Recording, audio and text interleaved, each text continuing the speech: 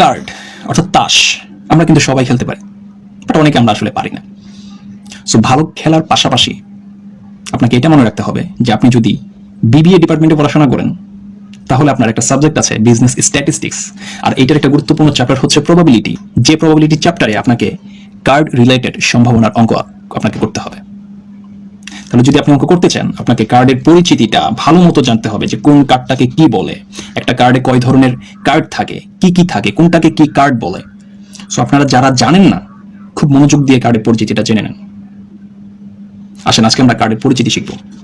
যে একটা কার্ডের প্যাকেটে টোটাল 52টা কার্ড থাকে। এই 52টা কার্ডের মধ্যে টোটাল 4টা বিভাগ। কয়টা? 4টা। একটা হচ্ছে হার্টের, অর্থাৎ এরকম লাভ চিহ্ন দেখবেন। একটা হচ্ছে আমার ডায়মন্ড, এরকম দেখতে চিহ্নটা। একটাকে বলা হয় ক্লাব, আর একটাকে বলা হয় স্পেড।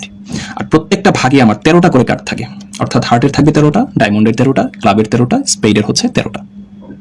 এবার আসেন এই 13টার মধ্যে ডিভাইডগুলো আসলে কি।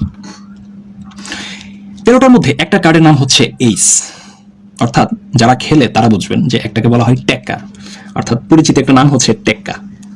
বুঝতে পেরেছেন?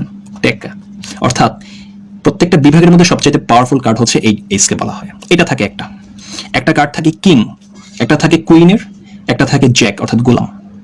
তাহলে কয়টা গেল? 4টা। এই 4টাকে বলা হয় পাওয়ার কার্ড। কি বলা হয়? Power card. পাওয়ার কার্ড অথবা আরেকটা নাম আছে অনার কার্ড। বুঝতে পেরেছেন? তাহলে পাওয়ার কার্ড আছে টোটাল কয়টা? 4টা একটা ভাগের মধ্যে। তাহলে আর বাকি রয়ে গেল কয়টা? 13টা থেকে 4টা গেলে 9টা কার্ড না? এই 2 থেকে 10 পর্যন্ত এগুলোকে বলা হয় নাম্বার কার্ড। এই 2 থেকে 10 পর্যন্ত নাম্বার কার্ড আছে টোটাল কয়টা? 9টা। এই 9 আর এখানে 4, টোটাল কতটা? 13টা। সেম ভাবে ডায়মন্ডও আপনার এরকম আছে, ক্লাবেও আছে, স্পেডেও আছে। তাহলে এইবার আসেন আমরা যদি একটু টোটাল চিন্তা করি, টোটালটা আপনাকে খুব ভালো মতো মনে রাখতে হবে ভাইয়া।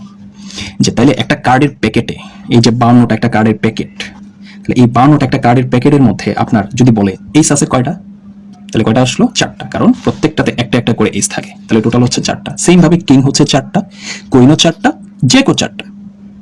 আর নাম্বার কার্ড তাহলে কয়টা? প্রত্যেকটাতে কয়টা করে থাকে? 9টা করে। 9টা করে নাম্বার কার্ড।